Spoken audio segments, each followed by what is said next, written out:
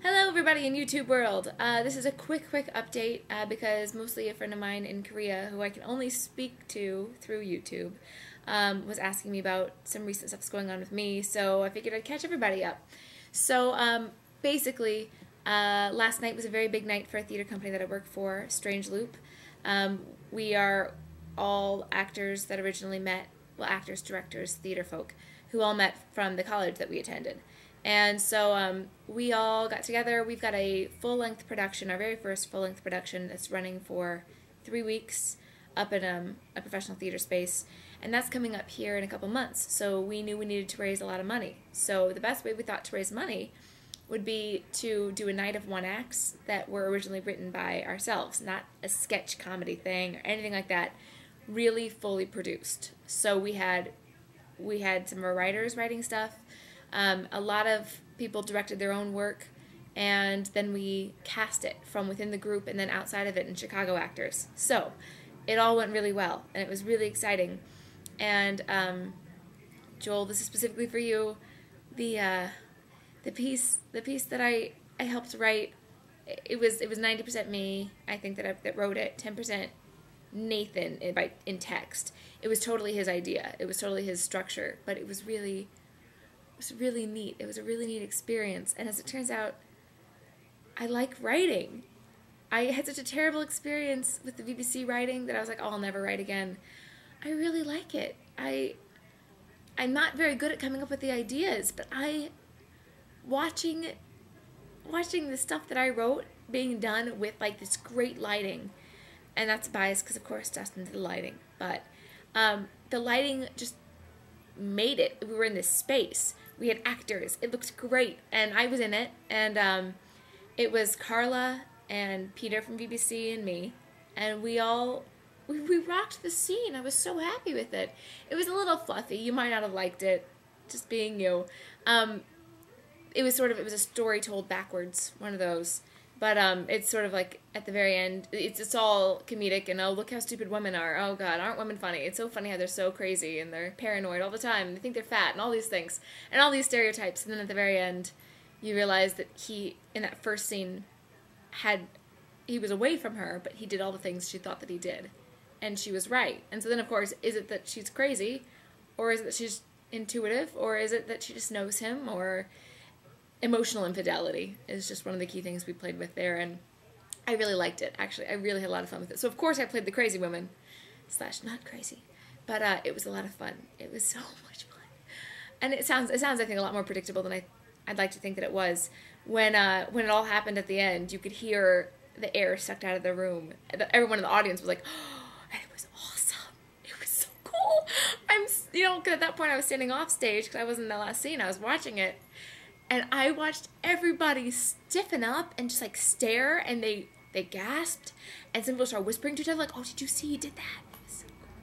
It was the neatest thing I've been through.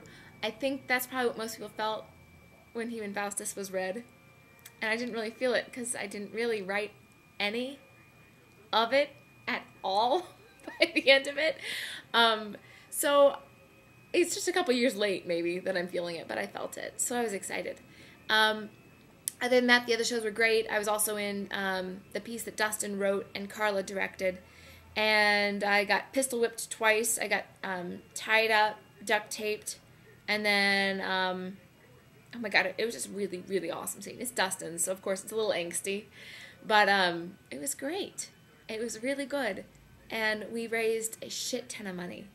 We raised more than we thought we would, and I'm very happy with that too.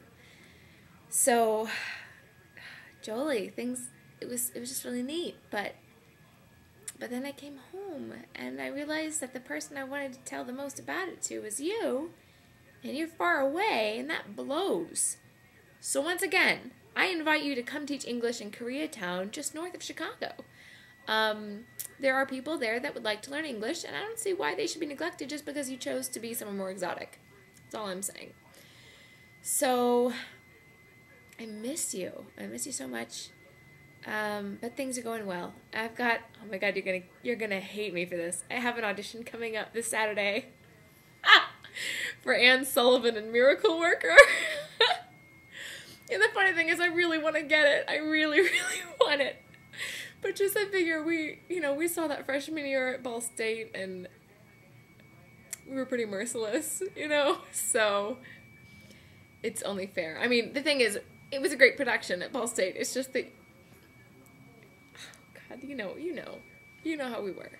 So I'm gonna go try out for Anne Sullivan.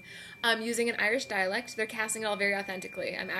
They're looking for a 20-year-old woman who speaks with an Irish dialect to play that part. Normally everyone casts, like 30s, and they say they're 20, and that's fine. So I really like it. It's a great theater. It's a fantastic theater. I also had an audition for a show you would have liked a lot more called Rocks up at Side Project Theater, which is also pretty awesome theater.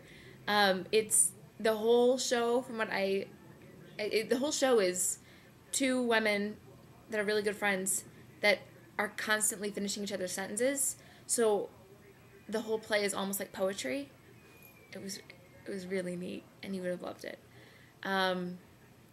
It was really cool. I was a little disappointed. I don't think I got that one. That audition was Sunday though, or Saturday. I don't even know.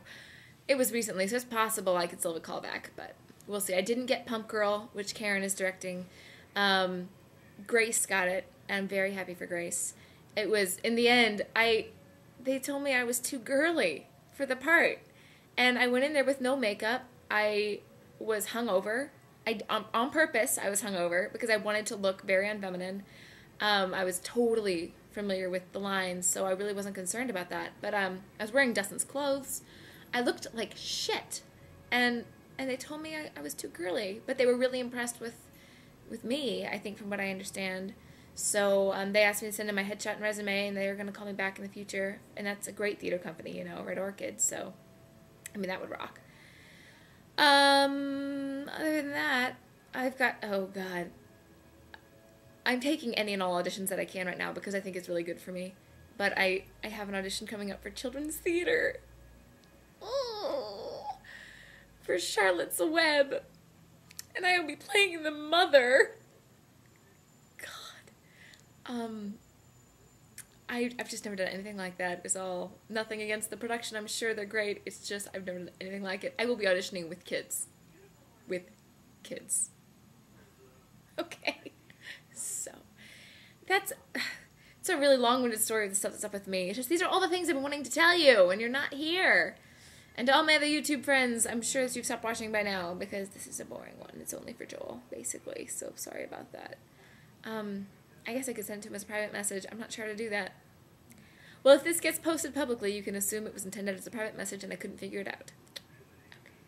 So, yeah, Jolie, I love you. Call me. Don't call me. You're in Korea. You can't call me. But send me a Facebook message back. We'll chat. Oh, and I'm in my uber douchey corporate clothes.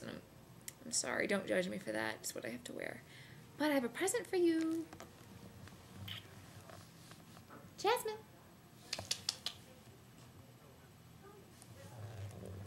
Jasmine says hello, and Reese. Reese says hello. Okay, now we're done. I miss you.